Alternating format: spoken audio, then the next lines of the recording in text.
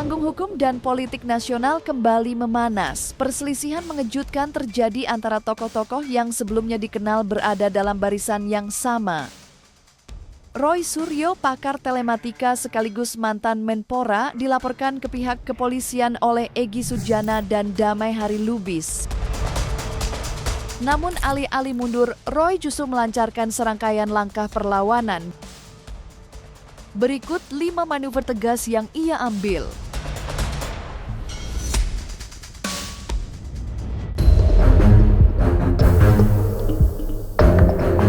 Langkah pertama Roy Suryo adalah melakukan kajian hukum terhadap laporan yang ditujukan kepadanya.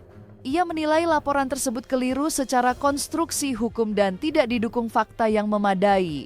Dari sudut pandang kubunya, perkara ini dianggap terlalu dipaksakan masuk ke ranah pidana, padahal menurut mereka masih berada dalam ruang perbedaan pendapat dan tafsir.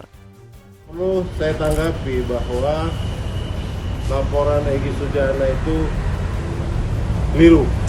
Artinya laporan itu tidak memenuhi unsur delik. Apalagi di situ masalah tuyul. Bahasa tuyul itu jadi unsur delik. Nah, itu satu hal yang keliru menurut saya. Undang-undang KUHP kita tidak mengcover masalah itu.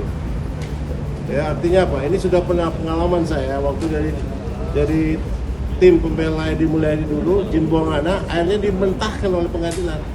Jin buang anak, karena tidak memenuhi unsur delik. Artinya apa? Secara hukum, legal standing untuk laporan itu keliru dan tidak berdasar hukum.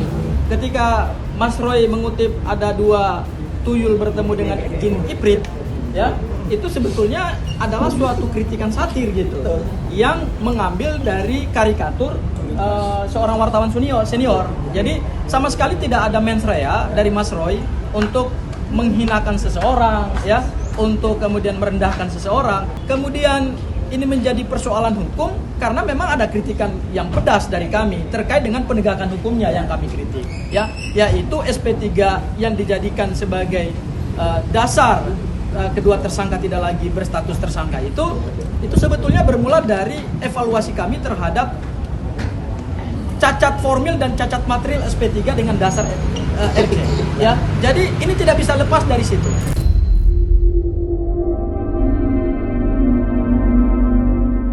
Roy tidak melihat kasus ini semata persoalan hukum. Ia menyampaikan kecurigaan bahwa konflik ini justru dimanfaatkan untuk memecah barisan tokoh-tokoh yang selama ini kerap bersuara kritis. Menurutnya, perselisihan internal semacam ini berpotensi menguras energi dan mengalihkan fokus dari isu-isu yang lebih besar di ruang publik. Terus terang, kita bahagia, kita bersyukur karena apa?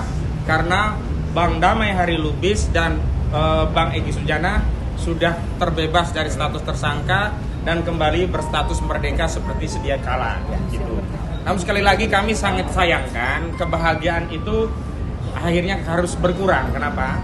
Karena seharusnya kalau sudah berstatus tersangka dan kemudian dicabut menjadi merdeka, tentu harusnya empatinya tidak menginginkan orang lain punya status tersangka atau menjadi tidak merdeka. Tapi sayangnya justru terakhir abang-abang kita ini, Bang Damai Hari Lubis dan juga Bang Egy Sujana melaporkan, khususnya Pak Roy Suryo dan saya bahkan Ahmad Koziludin. Saya sekarang bukan hanya penasihat hukum, ya, sudah punya status baru sebagai apa? Terlapor, ya. Jadi mudah-mudahan itu kebaikan buat saya karena hukum itu adalah khair. Semua apa yang terjadi pada kita semua, insya Allah ada hikmah, ada kebaikan. Kami menyadari bahwa ini semua tidak lepas dari kendali otoritas Solo. Sekali lagi, kalau kemarin ada SOP atau KUHP Solo, hari ini manuver pelaporan itu tidak lepas dari strategi pecah belah dan adu domba. Pecah belah dengan menarik 2 orang dan memisahkannya dari barisan. Adu domba adalah dengan menjadikan 2 orang tadi melaporkan bagian dari kawan-kawannya di perjuangan. Tapi sekali lagi, karena kita sudah tahu masalahnya ada di Solo, jadi kami tidak terlalu peduli, bahkan tidak ada dendam sedikit pun kepada saudara-saudara kami yang menjadi pelapor.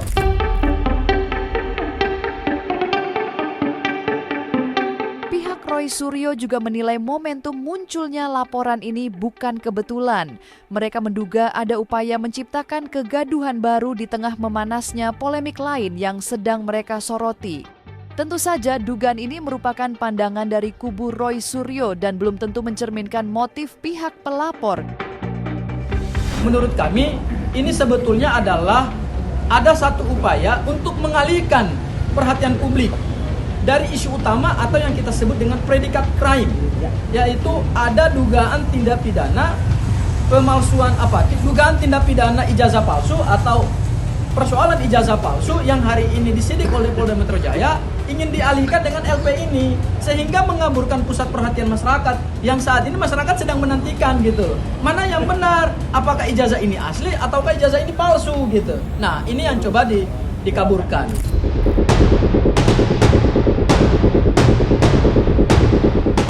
Meski keras bersikap, Roy Suryo disebut masih membuka ruang rekonsiliasi. Namun ia memberikan syarat tegas, laporan yang ditujukan kepadanya harus dicabut. Pernyataan ini menjadi semacam garis batas antara penyelesaian damai atau konflik hukum yang berlanjut. Laporan yang dibuat oleh Egy Sujana bersama pengacaranya Eli Daneti dan Damai Harilubis selain mempertontonkan karakter pengkhianat, juga membuktikan bahwa ketiganya telah benar-benar resmi menjadi bagian dari Termul yang melayani kepentingan politik Jokowi. Posisi Egy Sujana dan Damai Harilubis sebagai Ketua Umum dan Sekjen TPUA telah merusak wibawa, marwah, dan kehormatan TPUA. Karena TPUA bisa dipersepsikan publik bukan lagi sebagai pembela ulama dan aktivis, tapi justru pelaku kriminalisasi pada aktivis dan melayani kepentingan Jokowi.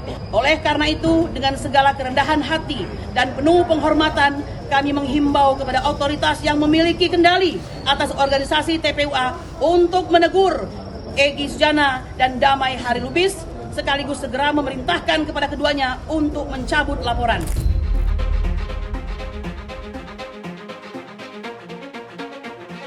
Jika upaya damai tidak tercapai, Roy menyatakan siap mengambil langkah hukum balasan. Ia membuka kemungkinan melaporkan balik atas dugaan pencemaran nama baik atau laporan yang dianggap merugikan dirinya. Langkah ini menunjukkan bahwa konflik yang awalnya terjadi dalam satu barisan kini berpotensi berubah menjadi pertarungan hukum terbuka. Kami harus memberikan tanggapan yang serius dan tegas agar apa? Agar tidak setiap orang itu mudah berbuat kedoliman. Dan karena kita diberi hak untuk membalas kedoliman dengan yang semisalnya. Dan atas pertimbangan itulah maka kami berencana untuk membuat laporan polisi kepada 3 pihak. Yang pertama tentu saya kepada Eli Daneti selaku kuasa hukum atau pengacara Egy Sujana, karena statementnya telah melampaui kewenangan sebagai advokat dengan bahasa-bahasa yang tidak merepresentasikan bahasa advokat.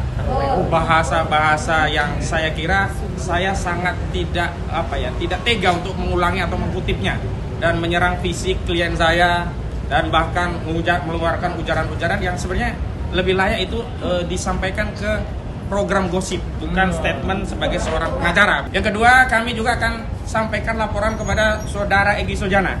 Karena sebenarnya setiap statement itu sangat menyakitkan, tetapi karena kita saudara, statement itu tidak kita proses. Namun hari ini ketika kami memberikan statement yang intinya kritik dan sangat menyayangkan tindakan keduanya ke Solo, justru kami dipersoalkan. Nah, hari ini kami juga akan mempersoalkan kembali, yakni statement yang menuduh kami sok jago. Jadi sekali lagi, kami tidak pernah sok jago. Orang yang menyebut kami sok jago dalam perjuangan itu adalah fitnah, sekaligus mencemari perjuangan kami. Kami tulus ikhlas berjuang untuk dan atas nama kepentingan seluruh rakyat Indonesia.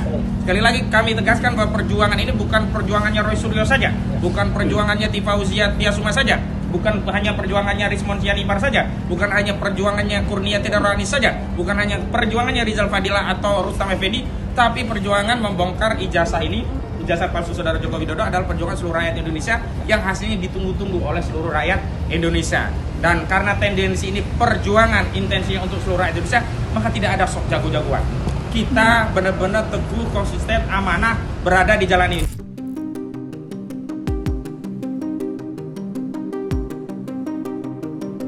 Dan jangan lupa untuk like, subscribe, dan juga share channel YouTube Cumi Cumi.